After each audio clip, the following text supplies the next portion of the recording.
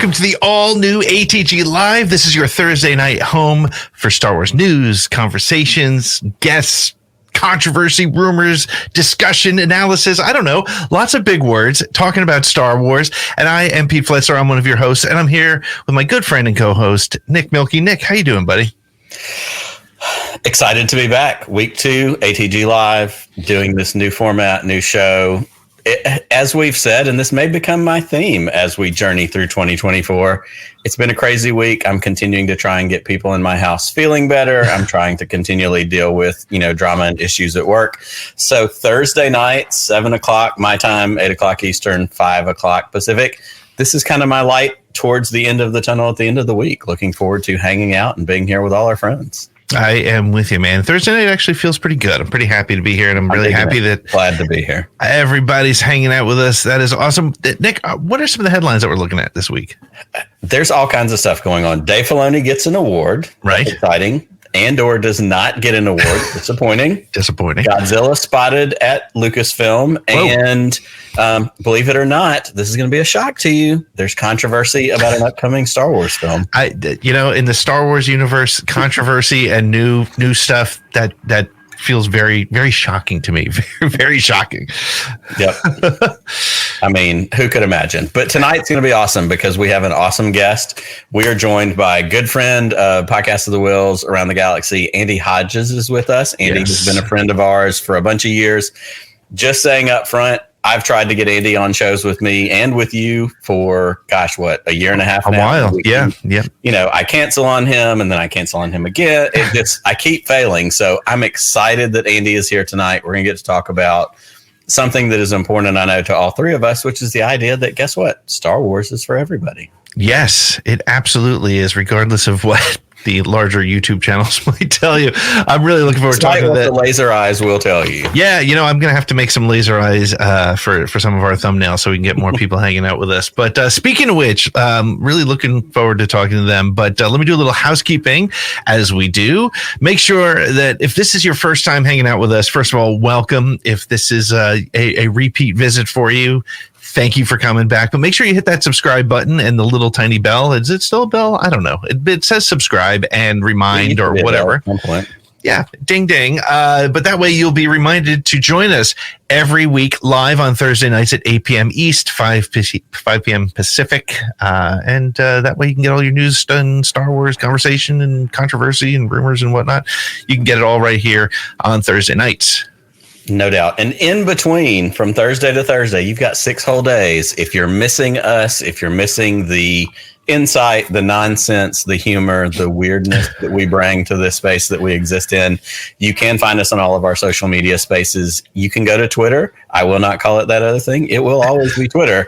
And we are at ATGcast on Twitter. Everywhere else, we are at the SSW Network, because the SSW Network is kind of our bigger, entity that involves the Around the Galaxy podcast, ATGLive, Podcast of the Wheels on the occasion.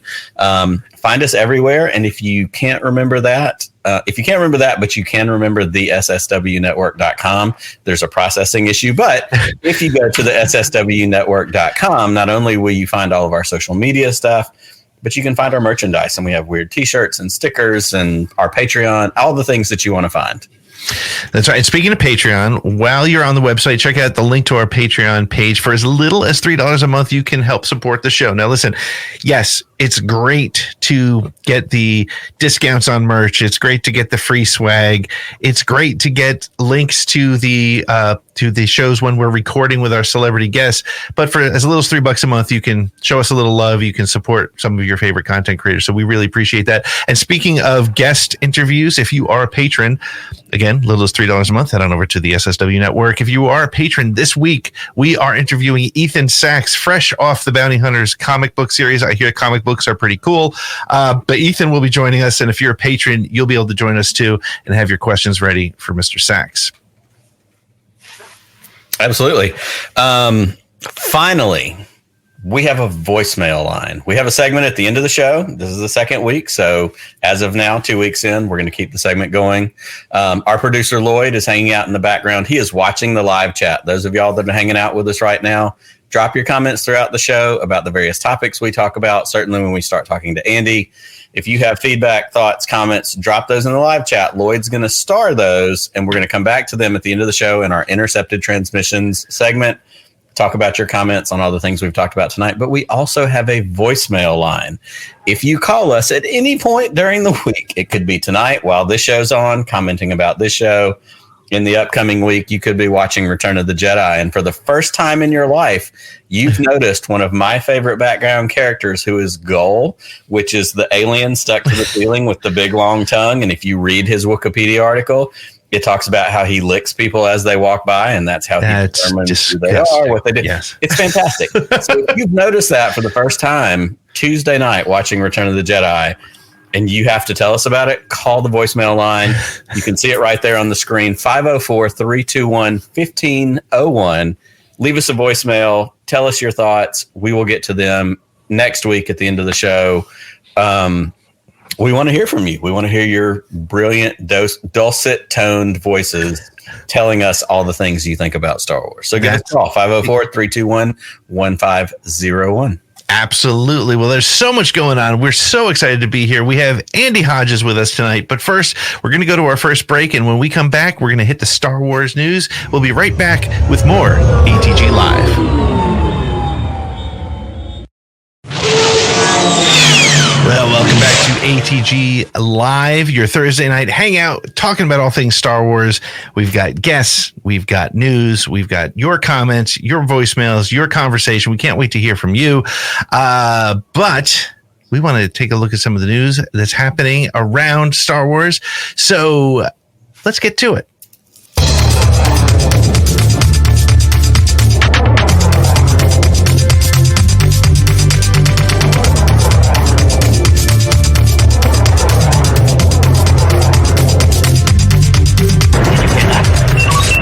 Well, first up, right off the bat, this week, we have Dave Filoni is going to be honored. Lucasfilm Chief Creative Officer and George Lucas Padawan, Dave Filoni, is going to be honored at the 51st Annual Saturn Awards with what is called the George Pal Memorial Award. This award is named for the legendary filmmaker, awarded to celebrate a creator who, quote, embodies a sense of wonder, imagination, and mastery of the fantastic in cinematic storytelling, end quote. I don't know about you. That sounds a lot like Dave Filoni. In a joint statement, the Saturn Awards said, quote, Dave's work has had a profound impact on the Star Wars franchise, breathing new life into beloved characters and expanding the universe in exciting and unexpected ways. As reported this past week, Filoni is currently at work on the second season of Ahsoka, is reportedly also co-writer of the upcoming Mandalorian and Grogu theatrical release. So here's my deal, Pete. This is a very cool award. And don't be fooled. I hadn't heard of it before now, but I did a little research. This is not an award that doesn't come without weight. Previous winners include David Cronenberg, Frank Marshall, Gene Roddenberry, Robert Zemeckis, John Carpenter, Ray Bradbury, Sam Raimi, Ridley Scott, Ray Harryhausen, Guillermo del Toro, Simon Kinberg, Martin Scorsese, and a pretty brilliant woman we've all heard of in Star Wars called Kathleen Kennedy. Wow. So this isn't a everybody gets to win an award, upwards basketball kind of situation. This is an award with some history. This has been around for 51 years now.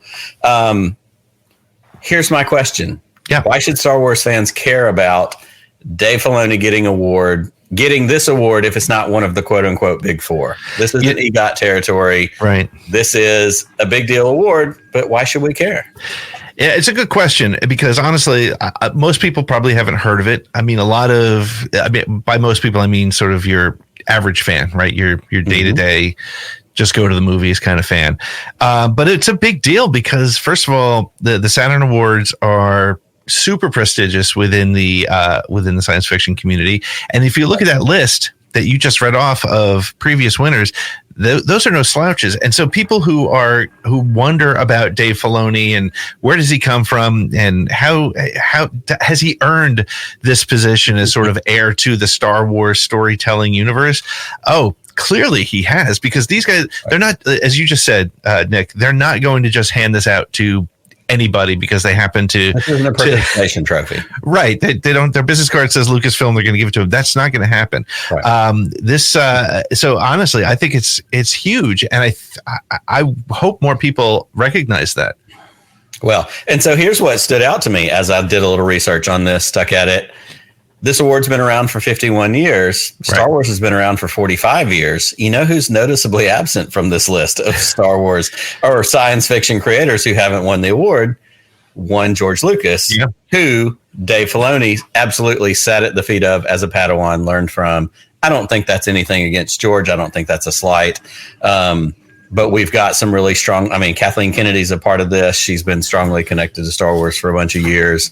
I think it's really important that knowing we have Star Wars in the hands of people like Dave Filoni, who literally sat at the feet of George Lucas and learned from him and took this on. This isn't, the complaints you hear. Disney bought it out. They're just doing whatever they want with it. Like, it's still in the hands of people who know, love, and understand Star Wars. And for him to get that recognition, I think is cool. I mean, and honestly, I think George didn't get it probably because George has never been taken seriously and he's never been part of the in crowd. So maybe that's another big important piece here is the fact that by going down this route, well, maybe it looks like Dave Filoni is being taken seriously, as he absolutely should. Without a doubt. Awesome. Well, let's head to our next headline. And our next headline, of course, is Diego Luna says that he is almost done with Andor. And I don't mean that in a negative way. On the red carpet at this year's Emmy Awards, Variety magazine had the opportunity to talk to Cassian Andor himself, Diego Luna. When he was asked about the second and final season of the show, the actor said that he had 7 days of shooting left and was headed back to London the day after the awards ceremony. He also reiterated that the good thing about Andor in his mind is that we know it has an ending. It's nice to work knowing there's an ending. He said, you can aim for something. And finally, they asked him if he thinks he will appear again in Star Wars projects. And he replied simply, I'll always be part of the family. Andor was nominated for multiple Emmys, including Outstanding Drama Series, but unfortunately, it did not win anything. One of the things that I took away from that is, the question of Diego Luna when they asked him if he would be back for any Star Wars. Well, spoiler alert, I'm sorry if you haven't seen Rogue One. It does not end well for our friend Cassian Andor. As he said, they're shooting for an ending, and it's pretty clear. But I would love to see some other Cassian Andor stories. Am I crazy? I feel like there's a certain Star Wars vibe about him that I honestly, when I first saw him being cast and I first saw the trailers, I wasn't sold on him as a Star Wars character. And now to me, I feel like he's one of the coolest, one of the most interesting Star Wars characters out there. I agree 100%. And that doesn't always necessarily make for, exciting television when we agree on something, but Diego Luna has a passion for this character, and it comes out every time he's on a red carpet, every time he does an interview. He was with our friends from Father Son Galaxy last year for Podathon, and they got to ask him questions. He loves this character. He loves the opportunity to get to do this. You see this with certain actors along the way. Honestly, I feel like, contrary to how we feel about his role with The Mandalorian, like Pedro Pascal feels this way about his character in Last of Us. Like you see some of these same connecting points. It's something that they're passionate about. And I would love to see, some more Diego Luna stories. If there's a way, if a movie crops up 4 years down the road and there's some way to figure, do a little de-aging, that's fine. Everybody's getting a little, computer Botox at some point. Hit him up, give him the opportunity, do some animated stuff. That would be a great way to tell some Cassian Andor stories that fall more in the Clone Lines, avenue. Let him voice it. It's such a unique perspective, and it's such a unique actor and character, because that's the other thing too. We've had tons of British actors, we've had American actors, but to have a Hispanic actor come in, I think he's Mexican, right? And so to have him come in and be able to bring this kind of totally new, part of somebody in somebody's personal, who they are in real life, into Star Wars adds so much to this world that's already being built. Yeah, and I think if they do bring him back, and again, I would fully support it. I would love to see more Cassian. I don't want it to be a Darth Maul kind of, sure, the beach blew up that he was sitting on, but now he's fine. He's half robotic. I don't want to see that, because they are giving us 4 years of Cassian's life in Andor season 2 on the leading up. And in fact, some of the stuff that I just, that literally came out hours before we went on about, from Genevieve O'Reilly about sort of the tone that this season is going to take. Obviously there's not gonna be a lot of characters back. However, it is an opportunity to tell us some other stories in that time frame. 4 years, we're only going to get 12 hours of it. Let's see maybe a couple more stories from Cassian. And if nothing else, he's a compelling character. Yeah. Cassian Andor is somebody that I go, I want to see more of this. It drives the narrative. It totally worked. Lightning in a bottle. 100%. Yep. Great. Awesome. Well, coming up next, Godzilla -1, surprise monster hit of the year, pun intended. While I have not seen this movie, I know you saw it, Pete. You were enamored. Everybody I've seen on social media that has seen it has just had nothing but good things to say about it. Recently crossed the $100 million at the box office worldwide, and it's one of the highest grossing Japanese language films of all time. Recently, the director of the film, Takashi Yamazaki, said he would be interested in working on a Star Wars movie. We've heard this before. That's not new to us. And last week, add a little intrigue, get all the, conspiracy theorists drawing their strings, putting their pens on the board. Right. He was on the Lucasfilm lot, Lucasfilm Chief Creative Officer and Executive Vice President, as we mentioned at the top of the news. Dave Filoni himself hosted a screening and a Q&A of this movie. While there's no indication that it's the beginning of any formal production or relationship between Lucasfilm and Yamazaki, it is sparking excitement among fans. People who love that crossover. You love the monster movies. You love Star Wars. With the critical acclaim it has gotten, doubled with something like Star Wars Visions, which we have, glommed onto as Star Wars fans and really seen something that we like. So here's my deal. Fool me once, shame on me. Fool me twice, also shame on me. Here we go again. I'm sure the movie's fantastic. Like I said, Pete, you saw it. I haven't had a chance to see it yet. Go do it. I love that Dave Filoni invited him to Lucasfilm. Everybody's gut reaction is this is another tease. It's not going to pan out. It's another, we talked about this literally last week in the show. Was it the John Wick guy wants to do a Star Wars movie? Like there's these things. Everybody wants to do a Star Wars movie. It's Star Wars, for crying out loud. Like it's not exciting, But we also see Adam Driver went to Disneyland, and all of a sudden we've got conspiracy theories about Ben Solo coming back. I think the most important part of this story is big creators like Dave Filoni still are inspired by the work of other people. Yep. I think the fact that he's willing to pay homage to someone else and go, dude, that movie you made was freaking awesome. Come hang out and show it where I work, and let's get all my employees to hang out and watch it. Like, that's awesome. And I think we need more of that in these movies, in Hollywood, in all these areas, to go, I really loved what you did. Let me prop you up for it, instead of automatically ascribing and going, that was awesome. You had a really great movie. Let's plug you into the next Marvel, DC, Star Wars thing. Like, I would I'd agree with you. I don't think that's what happened. And I do agree that a lot of people are going to make that assumption, right? With Visions, the trips to Japanese studios that Kathleen Kennedy and Dave Filoni made over the last couple of years.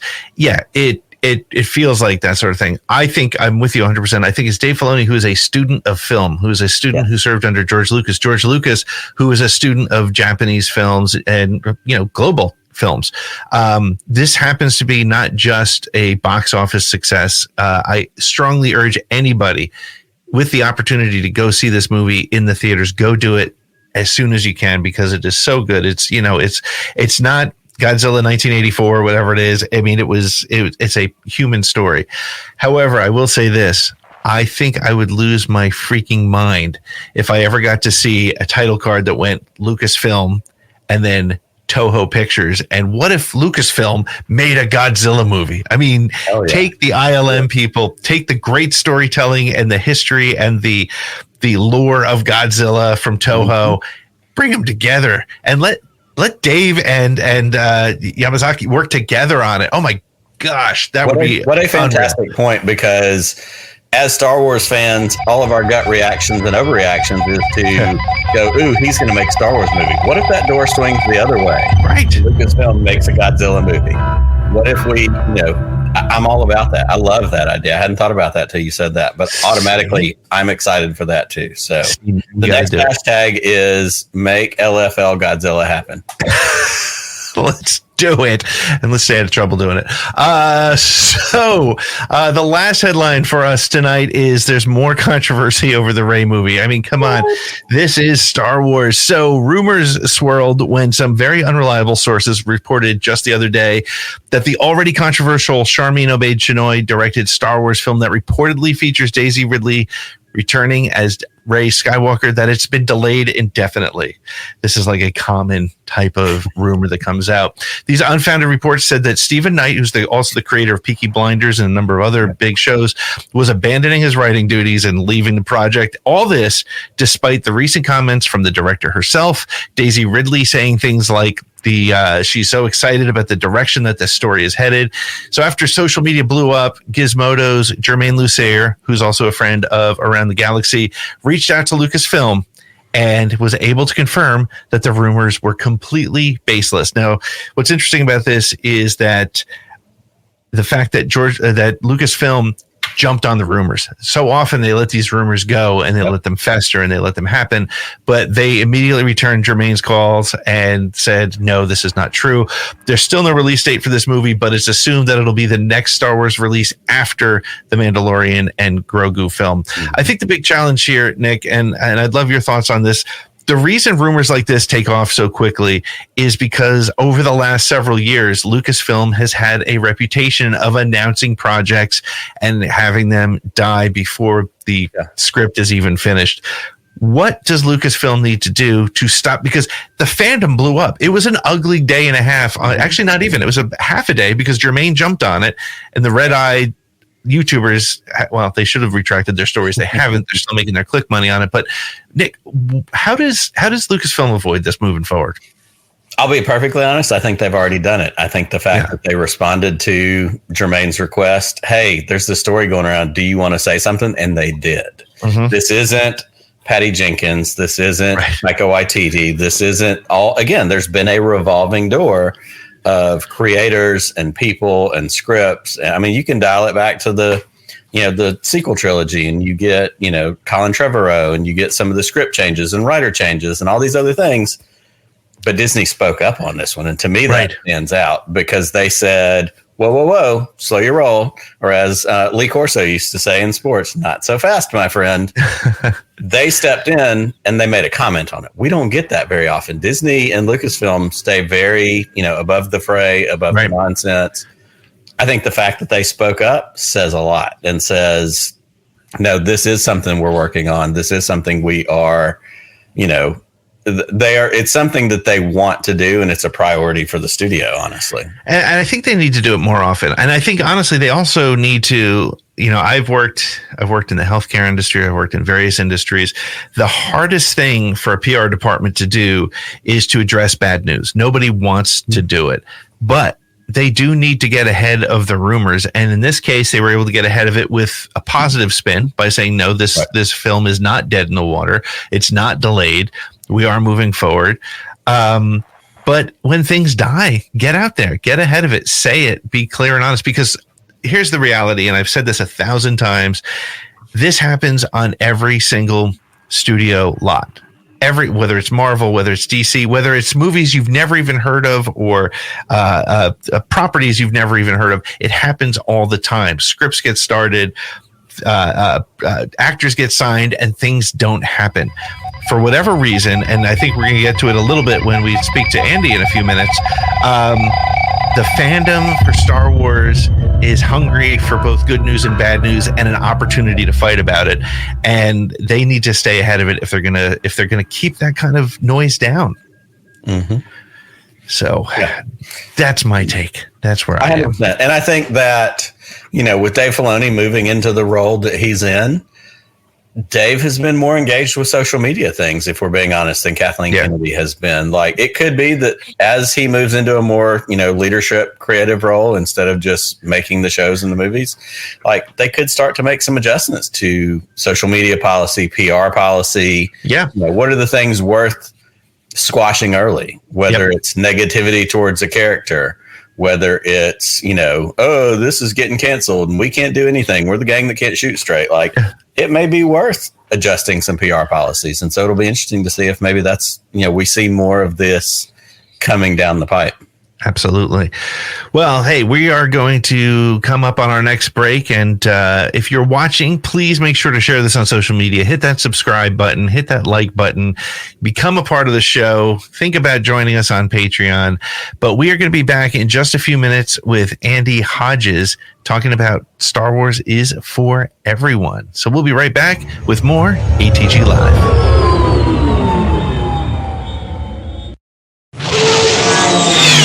Welcome back to ATG Live. Thank you, everybody, for hanging out with us. We see you in the chat. We see Wikipedia hanging out with us. We see JD Sleesman, Woodsy, Che Gatsby over on Instagram, where you can also watch us. I want to say hello to our good friend Paul Sun Young Lee, who's watching us over there on Instagram. Hope you're having a great night, Angry Papa. Yeah. We got Mars Droger. We got Real Fandom Talk joining. We got people joining on all the different channels. You can catch us on Facebook. You can catch us on YouTube.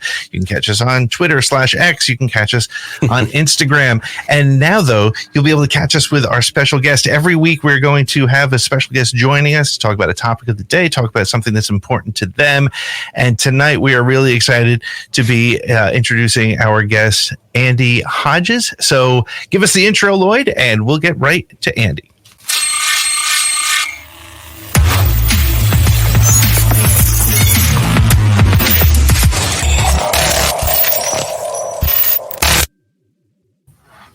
Andy, there he is. What's going on, guys? How are you? Good evening, sir. How are you? I'm doing great. Thanks so much for having me on, y'all. Go ahead, Pete. No, you got to go ahead. Yeah, I was going to say, I said it at the top of the show. How many times have we played ping pong back and forth? We've tried to find a time to get you on. I've canceled on you more times than I probably want to admit. Not for anything other than life happens and things fall apart. Scheduling is brutal. It has been brutal. So I am absolutely thrilled that we were able to make this happen and you're here with us tonight. It's so good to see you. It's so good to see you in person, not just through our phone screens, through our Twitter interactions. Yeah. Thank you for being here.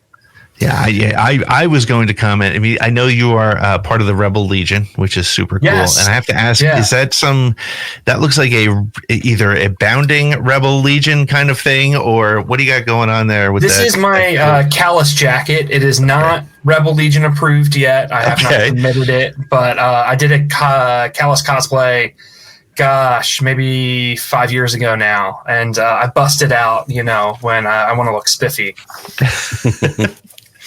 Well, you do. We know these things because we know you. We follow you. We're friends with you on social media. For anybody that's watching, for anybody that's listening to us on the replay, give us a little quick intro to who Andy is. I know you're a cosplayer, you're a voice actor, you're a podcaster. You do a bunch of different stuff, but give us kind of the quick rundown of who Andy is. Sure. The quick rundown is fell in love with Star Wars at 5 years old, born in 91. So I grew up with the prequels, saw the special editions in theater, stuff like that. Third generation pastor, went to Liberty University, went to seminary, met my boyfriend in 2015, dated for secret for a year, came out of the closet 2016 with a semester left in my master's degree, which I did not finish because of that. Had some drama with the family. Things didn't go great. Sure. But still a Star Wars fan. Star Wars, finding the community of Star Wars at Celebration 2019, where I'd always been a fan. I was a member of the 501st and the Rebel Legion by that point, but meeting tons of friends at Celebration was really a huge bright part in my fandom. I love doing cosplay. You can follow me on Twitter or Instagram at a One Hat Town. There's tons of Star Wars cosplay and stuff there. So if you're into costuming, that sort of thing. I'm one of the gays with pronouns, as you can see. So I go by they, them.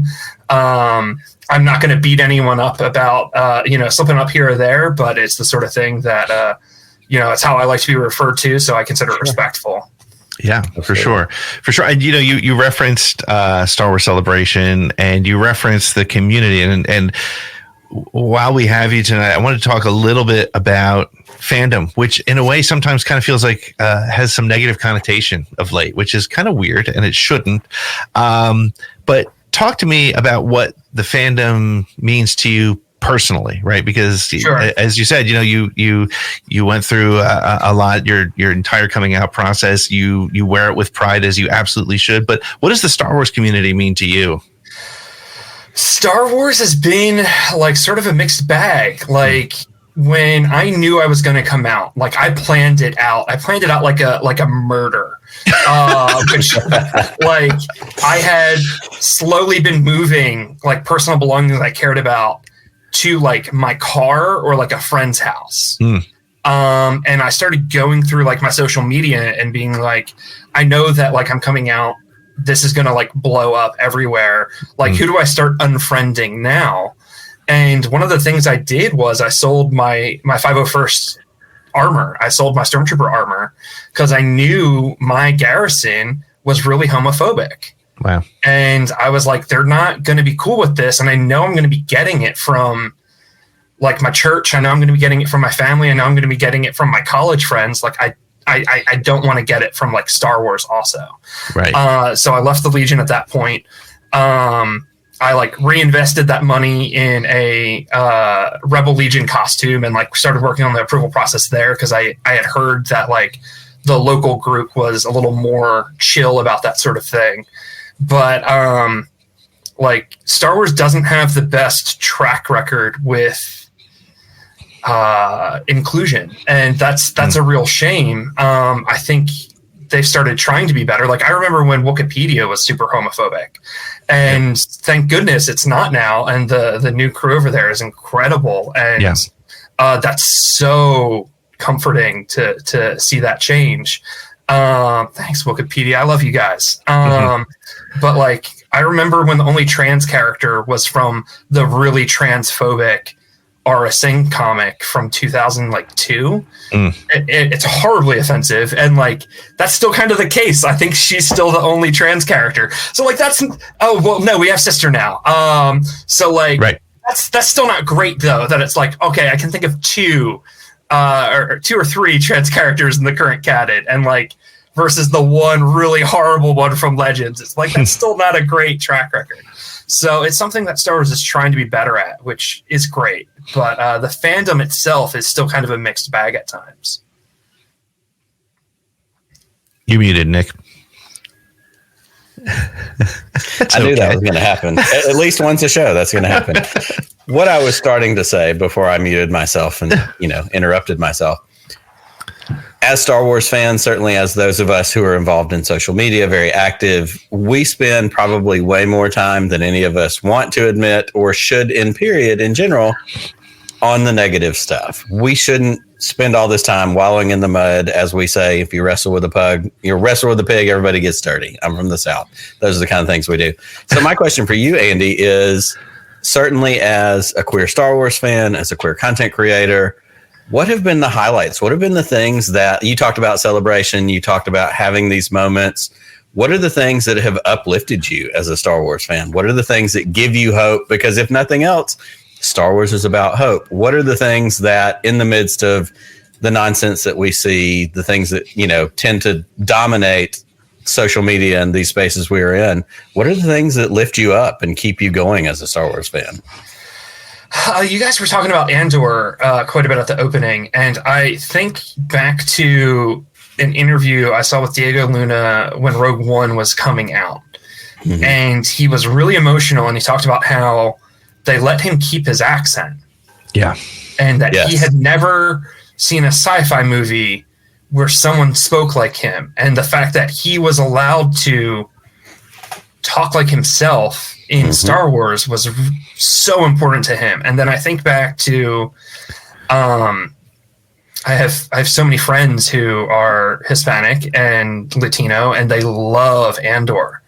And Andor is a show about space Mexicans. Like that is what that show is about. That show is the Mexican American experience in space. And hearing them talk about like how much that has meant to them and how much they've connected with that story, and they can show it to friends and family members who aren't Star Wars fans and say like, no, this is for us.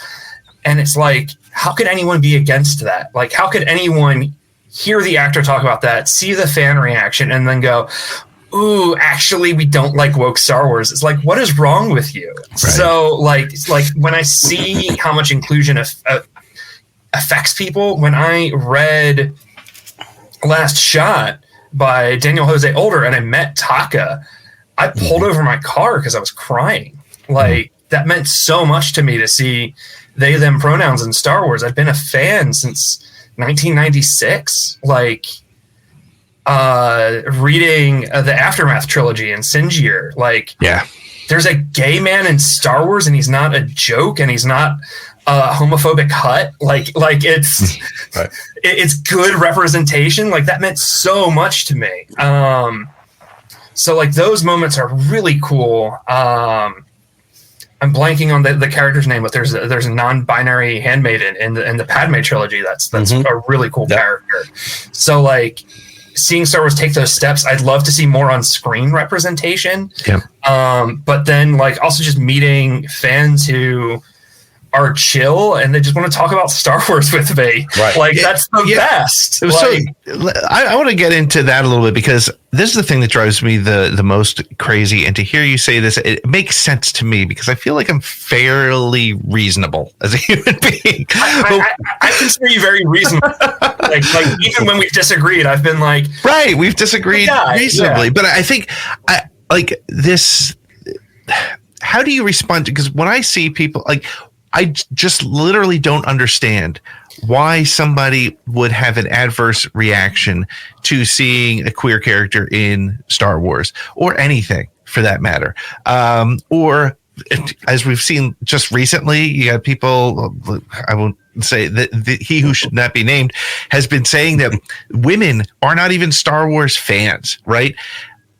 How do you respond is obviously not a great question because we all get pissed off, but how do we work through that? Because that needs to change. Again, honestly, look, I'm not a woman, so I can't speak to that. I'm not a part of the queer community, so I can't speak to that, but I can speak to, as the straight, boring, cis white male, I don't give a shit. I'm glad that everybody can play in the sandbox with me. So why is that so hard for people? And how do you, what might you say about something along those lines?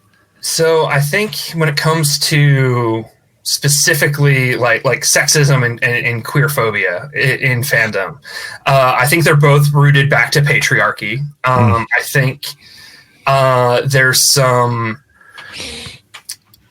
like speaking specifically about the one name that we're all thinking about, I think he is a child, and I think he thinks girls are icky, and because he has, like this deep-rooted sexism, gay people make him uncomfortable because he feels like gay people see him the way he sees women, right? Which is as an object. And then that all gets warped into this idea of, well, Star Wars is this exclusive club, whereas like if you love Star Wars, you should want people who are different than you to also love Star Wars because that makes Star Wars more interesting. You should want people who have different experiences than you making Star Wars because they're going to make a Star Wars you would never think of, right? Never see, and that should be exciting to you. Like, I love that we're finally getting Star Wars made by some women because we've never seen a Star Wars made by a woman on the big screen before. And she's going to do something that Rian Johnson or George Lucas or J.J. Abrams or Eisner like haven't done before. Like it's exciting. So like I think it's weird. Like, my husband likes Star Wars. My husband doesn't love Star Wars, but he enjoys it. He made the Callus jacket for me when we went to Celebration together. I would say he loves Rogue One and Andor, but the rest of it, he's like, oh, it's fine. I like it. But I like that he shares it with me. And the idea that if you're a straight guy, that you're like, ew, I don't want women to like Star Wars. I'm like, don't you have a girlfriend or a wife or something? Like, wouldn't you want to enjoy it with her? Listen, like, I am begging my wife to watch and like Star Wars with me, and she won't. You have daughters, wouldn't you want them to be interested in the things like that you love? Like, wouldn't you want to enjoy it with them? Why do you not want women to like Star Wars with like that's like even just from a selfish reason, wouldn't you want to enjoy the thing you love with the people you love? But let me ask you, like, is it? And this is where I get kind of confused, flustered, unsure. I don't know what the right word is, but when you think about it, like, it shouldn't matter. Like, Star Wars is Star Wars, right? Yeah. The story is the story. It comes from this great place, a galaxy far, far away. Now 2 galaxies far, far away. Like, is it what is the voice of a woman going to do that will change the Star Wars that somebody who loved prequels and original trilogy and thinks that the Disney era sucks? Like, what is, I don't understand. Like, what's the fear there? Are they afraid of a bad story? And if that's the case, then it's just pure misogyny, right? It's pure Carrie sexism. was rewriting behind George the whole time with the original trilogy too. So like her fingerprints are all over it. Same with Marsha Lucas. So like if they're like, oh well, like Star Wars is a man's story, it's like, no, women have been like steering it the whole time already anyway. Yep. As for queer stuff too, like I know that they get really upset when a queer person is like, I relate to Luke Skywalker. Right. And it's like, why do you care if a gay kid watches Star Wars and feels seen by Luke Skywalker? Like, didn't you watch Star Wars and feel seen by Luke Skywalker? Like, don't you love him so much you like fake cried on camera for him? Like why should you care if like a 14-year-old gay kid in like South Dakota feels seen by George or feels seen by Luke, and it makes him going to school a little bit easier, right? Because he feels seen by his hero. Like what's wrong with you? Like well, the funny thing is, not the funny thing, but the ironic thing is, most people who are so set against the Disney era, actually most Star Wars fans, period, let me put it that way, all Star Wars fans, Empire Strikes Back comes up in the top 1 or 2 of almost every single fan. And I know that's super generic to say, stereotypical, but it's true. I've done 195 episodes of Around the Galaxy. We know Empire Strikes Back comes at the top. Lee Brackett is the driving force behind the best Star Wars story outside of possibly Last Jedi, but that's another conversation. This woman helped George create the best Star Wars he could. And so like it's what it becomes is, it's just, how much of it do you think, and I'm afraid to tread here, but I'm going to ask it anyway. How much of it do you think has to do with the current environment that we live in versus the Star Wars fictional world that we want to be in? Well, I think once you reach a certain point of success on YouTube, you have to feed the algorithm. Right. Yep. And so I do think a lot of it is the same thing going on with conservative media, podcasts, talk shows, that we have to keep the hate going and we have to keep putting out new stories. So we're going to be really mad about like 2 kids in Oklahoma who are trans and swim. Like we're gonna spend a week on that. We're gonna pump the Dylan Mulvaney Bud Light thing for months and months and months. They just have to grab a thing and keep the outrage there, so that way they keep the clicks and the views going. So I think a lot of it with the negativity in fandom from like big names is purely algorithm driven. I don't think the people saying the nonsense actually really believe it. Right. I would be shocked if they do. I would be shocked if they actually care. They're just trying to keep the jackals pissed off and throwing a new piece of meat to them. Which like is almost worse. It's almost worse if they don't actually. I was going to say, I mean, how does that make you feel? Because now they're using you and they're using women. They're using any color, as bait. Because honestly, I did the research. Like this guy that we're talking about, his followership has dipped over the last year and a half. And how long has he been going full in? He's in full desperation mode. Right. He's in panic mode.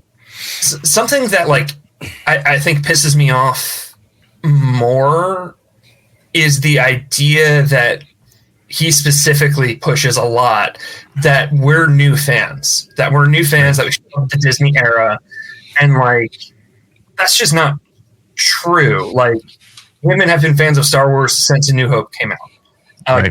People have been fans of Star Wars since A New Hope came out. Everyone every gay person in the 70s and a bunch of straight people in the 70s saw A New Hope and went, those two robots are gay husbands. C-3PO and R2-D2 were gay icons the moment they appeared on screen.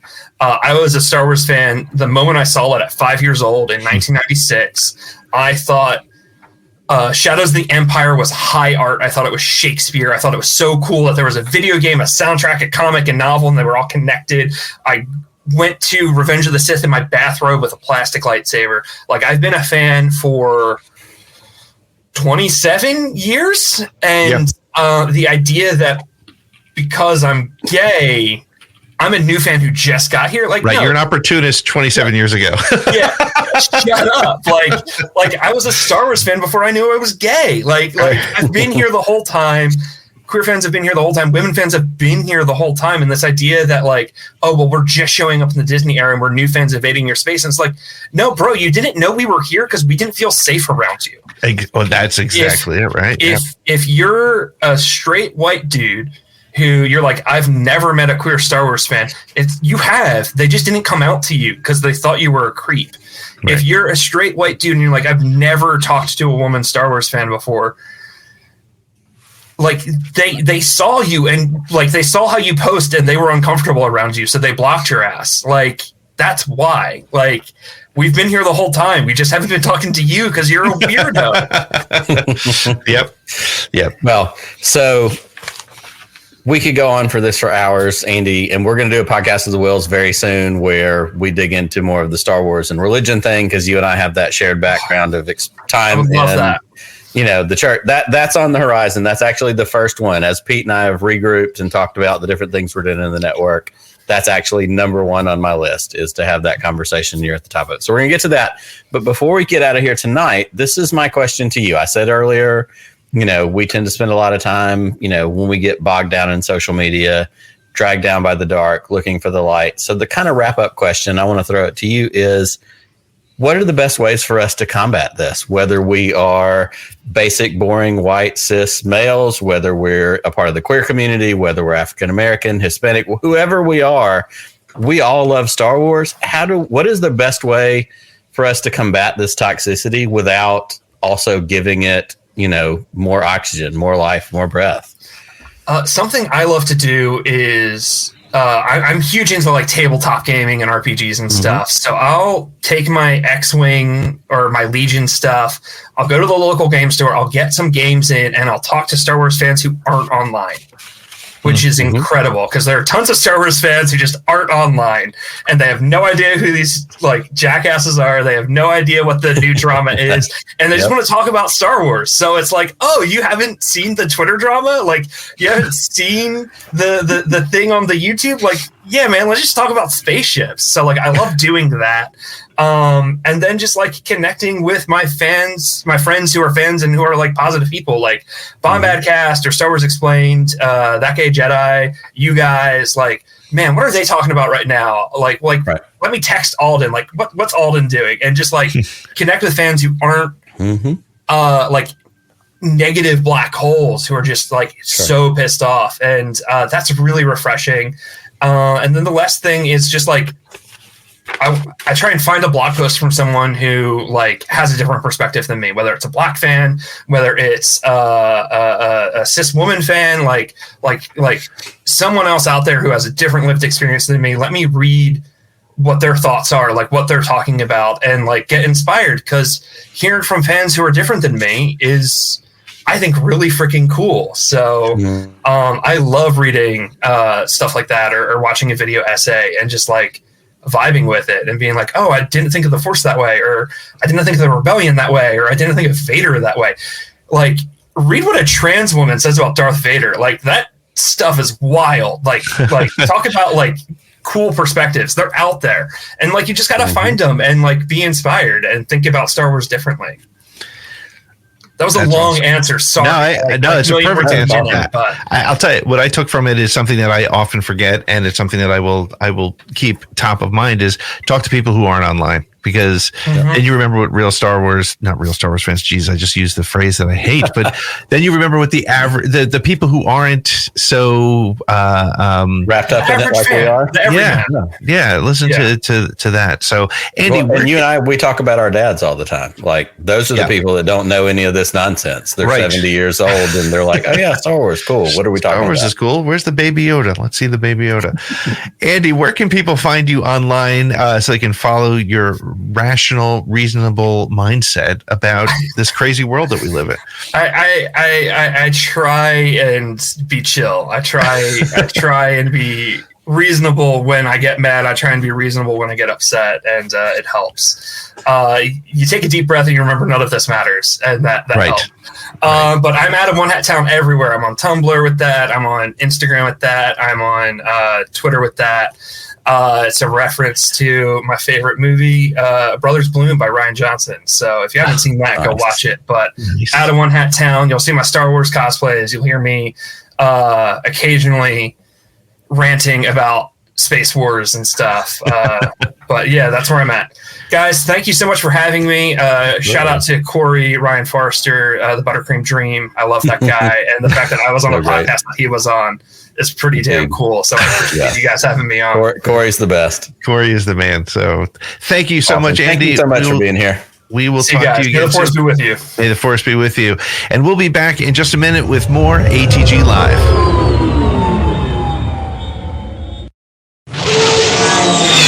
Welcome back to the SSW Network and ATG Live. We're excited to be back here hanging out with you. We're excited to be back after that amazing conversation. I love different perspectives. And honestly, so it's a challenge, I think, Nick. You and I talk about it a lot, and that is, we want to support our friends from all around the community, regardless of whether they look and have the same life as we do or not. Star Wars really is for everyone, and Andy's perspective was really, really good, really strong. So, hey, listen, we've been monitoring the chat. We've been keeping an eye on what you had to say. We also took a couple of your voicemails this week, so I'm going to bring in producer Lloyd. Hi, Lloyd. How are you? Oh, I'm good. I've been talking to Wookman in the background here. Well, I'm glad you're here with us, and I imagine you've had the opportunity to tag a couple of comments, but why don't you hit one of our voicemails first, and we'll first hit our intercepted transmissions bumper so that we can do this right. Okay, I guess. Where are those transmissions you intercepted?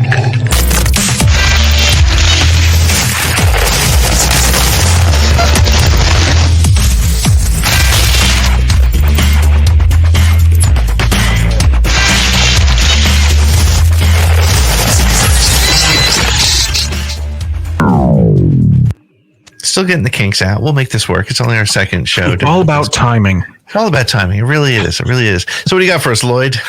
So the first voicemail comes from Eric, and I'm just going to do the thing. It's Eric of Honest Claude. There's been a lot of talk about, in these dorky streets about what if they created a what if equivalent series for Star Wars.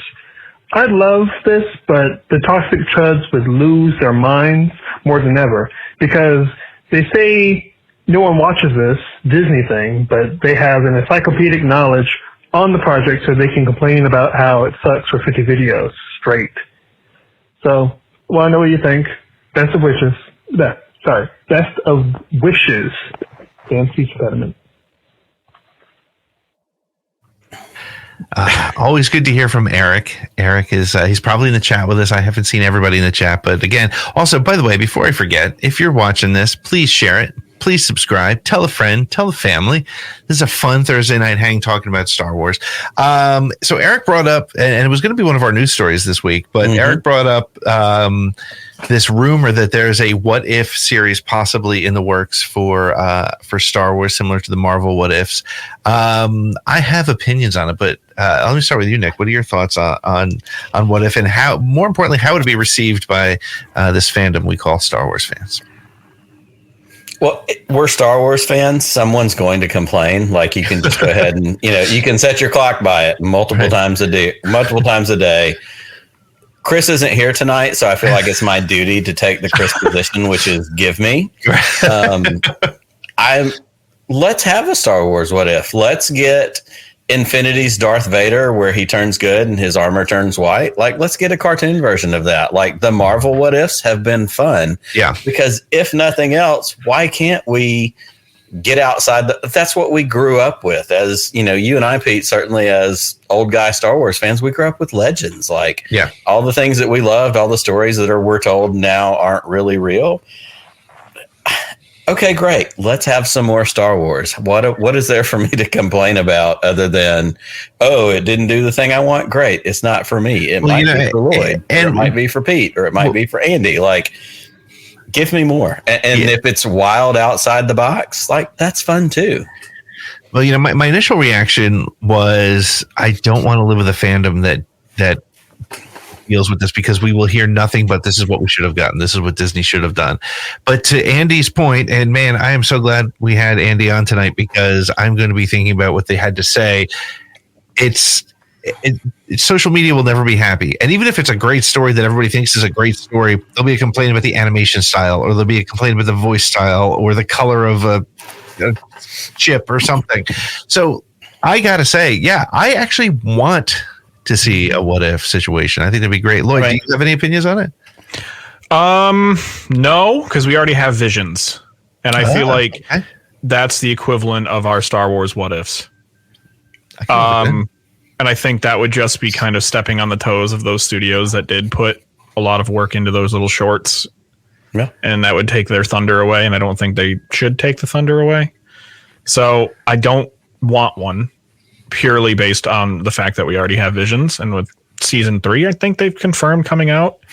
I think I could be wrong. I'm good with that. All right. Well, good. Excellent. I like a different opinion. All right. Do we have another voicemail? We do. And this one comes from Matthew, who is stuck in skating rink hell currently with over 100 kids, apparently, as per his comment. So this is the thing with the voicemail. Leave the voicemail during the week, and then you'll get stuck doing what you normally would do on a Thursday night. Watch the replay, listen to the replay, and hear what we respond to your voicemail. Yeah, that'll work. All right. So I'm going to hit the thing. Hey, Pete, this is Matt in Eden, Oklahoma again. I was at the grocery store last night, and I had a Star Wars shirt on, and when I was waiting in line to check out, there was a guy next to me, randomly saw my shirt, and he was like, hey, did you hear about that new movie coming out with Yoda and Boba Fett? And I'm like, no, there's no, what are you talking about? He goes, the new movie. I said, you mean The Mandalorian and Grogu? He goes, no, Yoda and Boba Fett. So I tried to be nice and explain to him that it was The Mandalorian and Baby Grogu. This guy was dead set on it, saying it was Yoda and Boba Fett. So I spent 5 minutes with the guy trying to explain to him. Finally, I just gave up and said, okay, enjoy the movie with Yoda and Boba Fett. But it was a funny conversation, but some people, so I was like, okay, have a nice night. All right, wait for the show tonight. Talk to you later. Bye. I love that story. I think we've all had that conversation with somebody where, I think, and you start down. I don't know. I mean, it's probably because we go on screen every Thursday night and talk about Star Wars, and we do interviews with Star Wars creators, and so we know much more than we need to. But it is, the thing that I liked about that, and I want to get your thoughts on it, guys, is this a marketing problem? Not just the Mandalorian and Grogu movie. I'm not worried about that, but Star Wars projects hop all over the timeline. They feature different characters. I mean, I go back to when Rogue One came out, and people were like, "Is that Jyn person? Is that Rey's mom?" I was like, "No, let me explain where it is on the timeline." So, what do you guys think? Do they have a marketing problem or not really?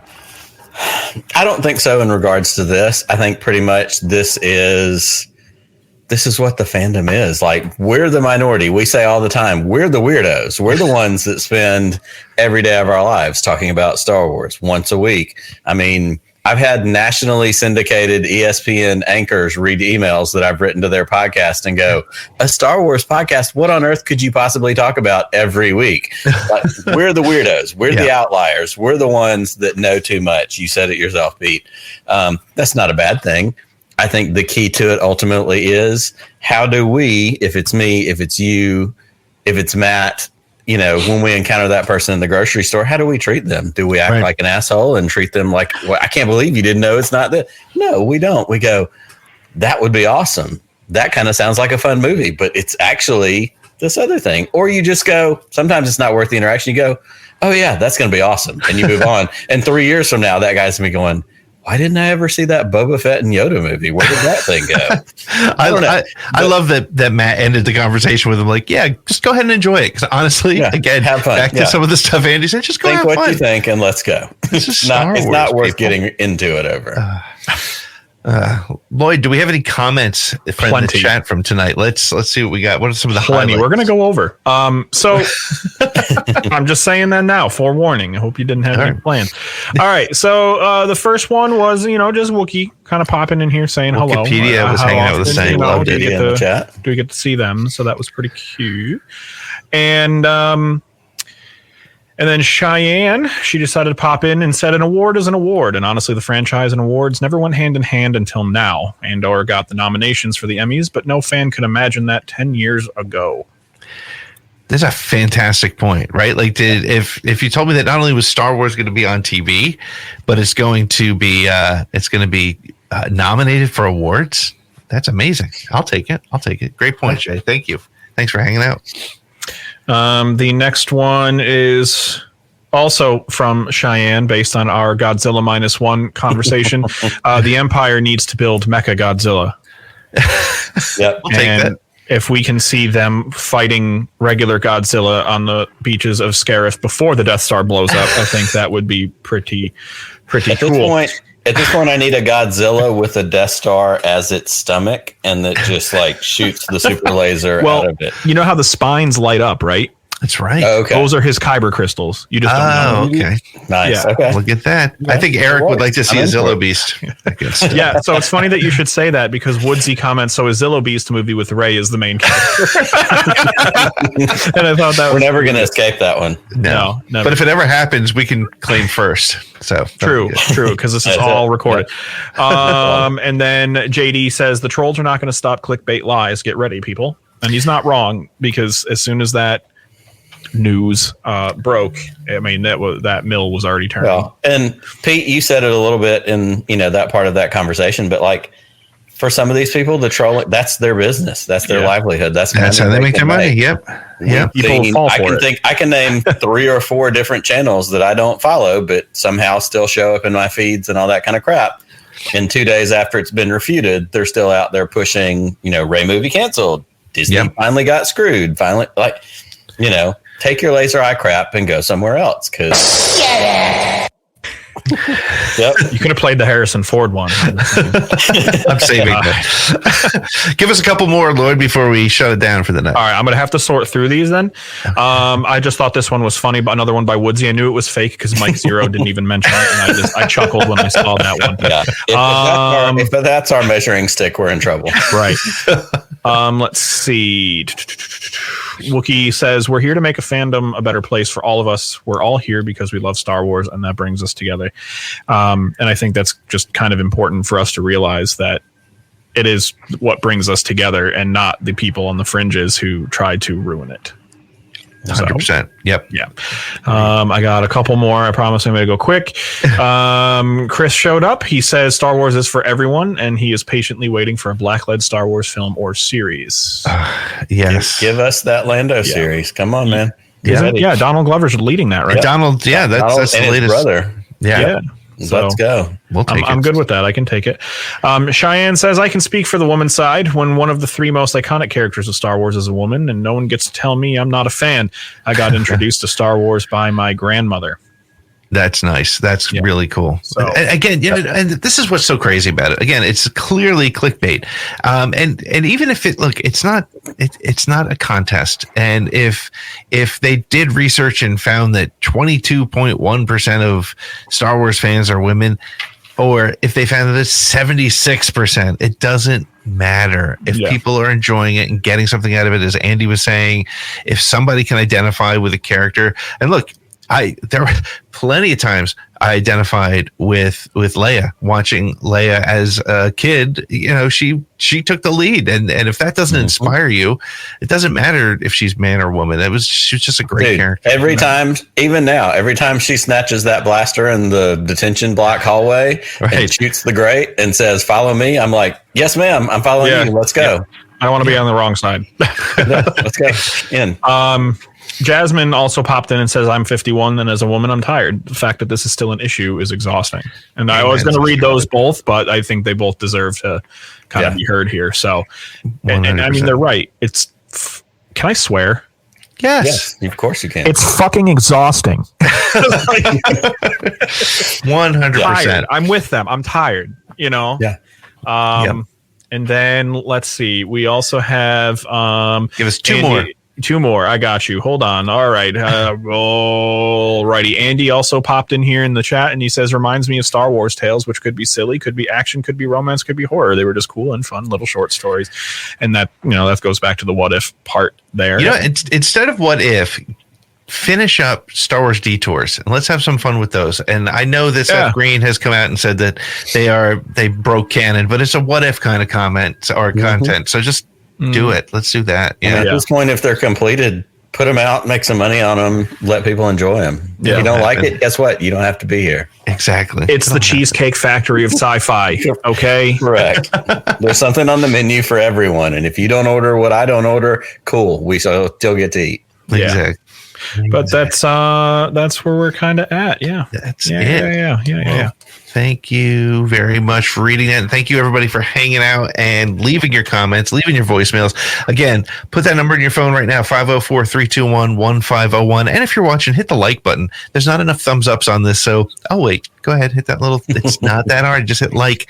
It's right there. I got to find the credit thing now because I don't there. So, so coming up this week on Around the Galaxy, if you are a patron, make sure it says it's only $3 a month. Head on over to, or more if you'd like, head on over to the SSWnetwork.com and click join SSWN, and you can be a patron and you can join us live when we record with Ethan Sachs this week. If you are a comic book reader, I have a lot of. You're not hosting it, right? No, we're hosting. I got a lot of reading to do. How are Pete and I going to conduct an interview with a comic book creator? But here's the thing, and this is what Around the Galaxy is. That's different than all the other shows out there.